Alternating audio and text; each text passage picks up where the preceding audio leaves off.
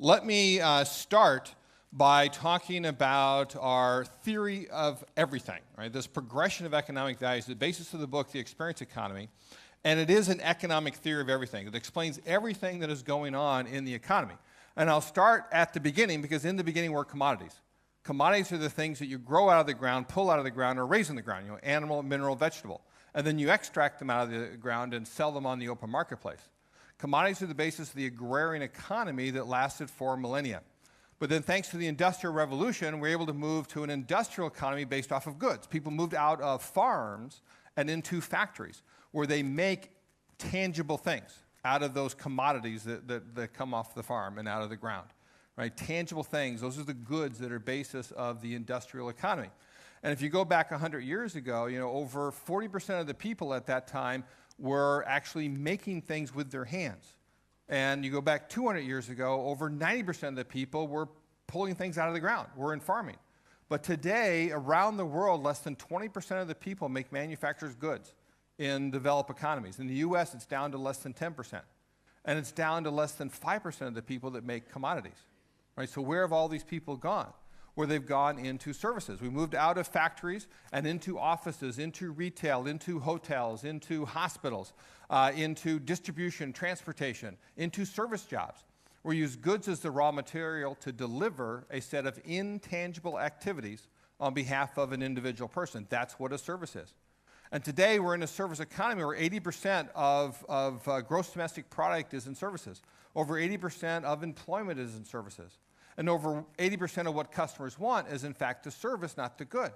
What happens in the service economy is that goods become commoditized. Commoditized meaning they're treated like a commodity, where people don't care who makes them, they don't care about the brand, they don't care about the features, because it's all pretty much the same anyway. They care about three things and three things only: price, price, and price. Right? That's when goods have been commoditized. And in fact, the internet is the greatest force of commoditization ever invented. The frictionless marketplace means that customers can instantly compare prices from one vendor to another, and it tends to push them down to the lowest possible price. But what we see increasingly is that services are being commoditized as well. Long-distance telephone service sold on price, price, price. Fast food restaurants with all their value pricing. And the internet can even commoditize services. If you look at financial services, what used to cost several hundred US dollars to buy or sell a block of shares with a full-service financial broker can now cost as low as $3 with an internet-based broker. And what that fundamentally means is that goods and services are no longer enough. Goods and services are everywhere becoming mere commodities. So it's time to move to a new level of economic value. It's time to go beyond the goods and services to staging experiences for your customers. Now, the most important thing to understand here is, if you remember nothing else from what we talk about this afternoon, remember this: that experiences are a distinct economic offering, as distinct from services as services are from goods. It's basically when you use goods as props and services as a stage to engage each and every person in an inherently personal way, and thereby create a memory, which is the hallmark of the experience. So we're now shifting into an experience economy, an economy where experiences are becoming the predominant economic offering. Now, if I had more time this afternoon, I'd probably go through a litany of different experiences. So you could see this happening as consumers through tourism experiences, sporting experiences, entertainment experiences, festivals, and so on and so forth. Right? I'm not going to do that. I'm going to talk about one basic experience as a way to leap into thinking about it for business to business. I understand most of you are working business-to-business companies, and this very much applies to that environment as it does to consumers. But the one experience let me talk about very briefly is, of course, Disney World. Right? You think about Disney. Disney is the world's premier experience stager. And you know that because you're paying an admission fee, and that's key to an economic experience, is you're paying for time. You pay an admission fee to get in there, where you have all of these rides, you have experiences that you go through. Now, and you go there for that shared family experience that you have. Disney still sells a lot of goods and services. I mean, you go there, you buy Mickey Mouse ears, Mickey Mouse watches, and so forth. Right? You buy those goods as memorabilia for the experience. They have services there. You'll buy parking services, food services, photographic services. Right? But why do people go? What generates demand for those goods and services is, in fact, that experience that they have, that shared family experience that they remember not just for days and weeks, but for months and for years afterward. Now, if you think about in business to business, think about a trade show. And I just, pulled this one up off of the internet because I figured there might be some people here going to this particular trade show later this year. But you think about a trade show, it's just the business to business equivalent of going to Disney World. Right? Think about it. You're going into this big space where you pay an admission fee to get in. There's all these different attractions that are trying to capture your attention and get you to come and spend time with them. You walk away with all this memorabilia of the experience that you have there. Right? So we see that experiences apply as much to business environments as they do to consumer environments. You can see that across many different enterprises. Whirlpool, the appliance manufacturer, decided to stop going to trade shows, actually, and they created their own experience for their distributors and retailers called the World of Whirlpool.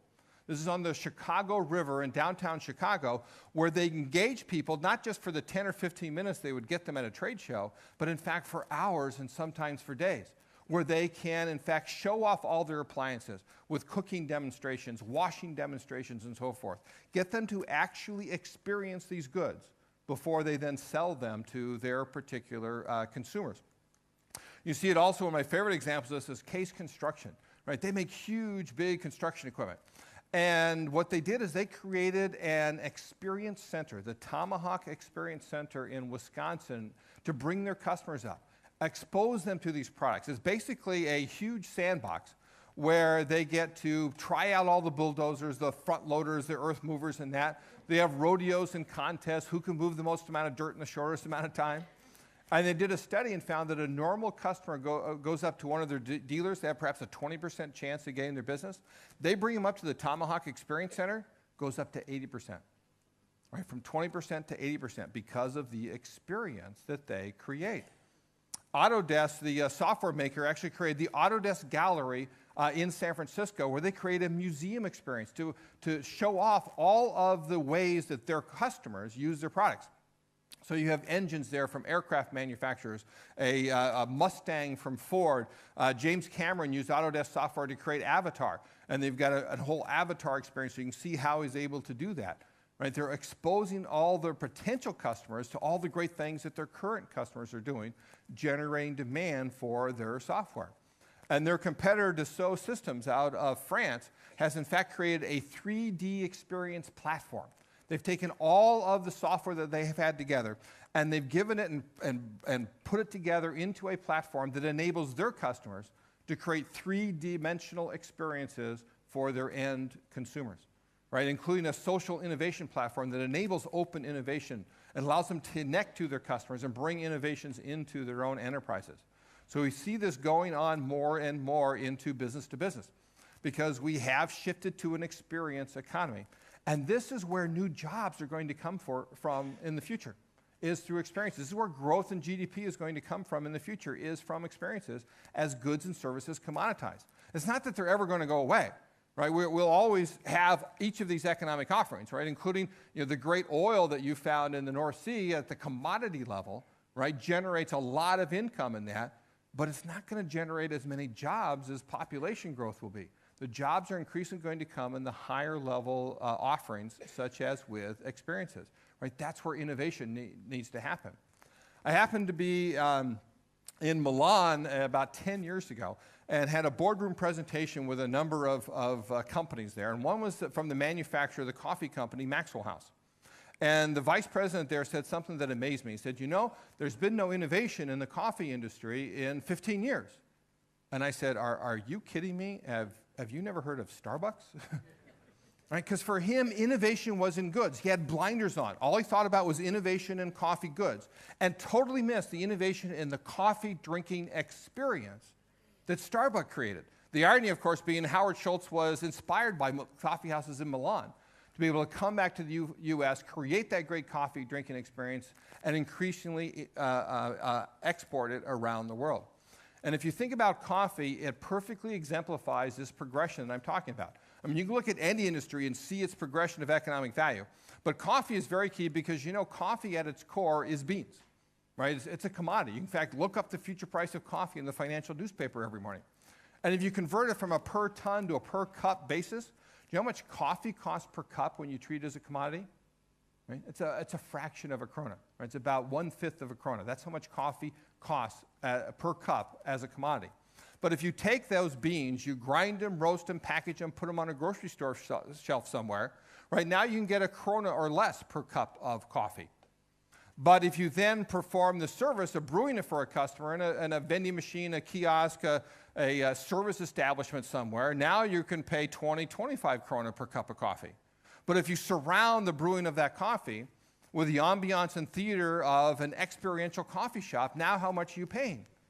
Right? 40, 50, sometimes 60 krona per cup of coffee. Right? And the same thing whether at Starbucks. Right? They've created a coffee drinking experience there that goes far beyond the level of just getting the basic cup of coffee made for you. Of course, Starbucks doesn't hold the record for a cup of coffee. I had an opportunity a couple years ago to take my wife to Venice. And there, of course, we went to the Piazza San Marco, and we enjoyed a cup of coffee at the Cafe Florian. And we soaked in all of the sights and sounds that most old world of Italian cities. And then I got the bill. You know how much the coffee cost at the Cafe Florian? Right? Plain old Cafe Americano, 13.5 euros. 13.5 euros, right? Was it worth it? Assolutamente. Right? Absolutely is worth it. If you create an experience, your customers are going to be willing to pay for that experience. And you'll be able to charge a premium for it. Now, this, in fact, is my standard order at Starbucks. I actually never drink coffee. Right? I'm a tea drinker. And what I do is I order a Venti non-fat, no water, 6-pump chai extra hot. Right? That's my order. And every one of those things is a level of customization that Starbucks does for me.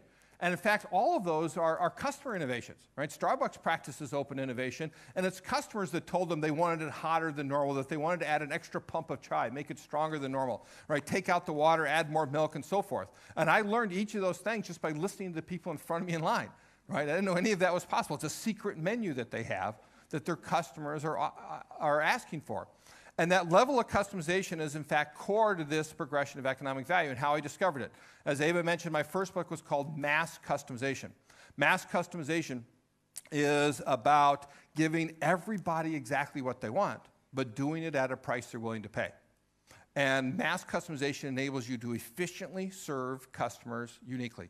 And mass customization automatically turns a good into a service. If you look at the classic economic distinctions, goods are standardized, services are customized. They're done just for a particular person. Goods are inventoried after production, but services are delivered on demand when the customer says this is what they want. And goods are tangible and services intangible. Well, part and parcel of mass customization is the intangible service of helping customers figure out what it is that they want. So if you customize a good, you're actually in the service business of giving them exactly the good that they've defined. Right? And once they've defined it, then manufacturing it for them. In the same way, if you customize a service, if you design a service that is so appropriate for this particular person, exactly the service that they need at this moment in time, then you can't help but make them go, wow, and turn into a memorable event. Right? That's what an experience is.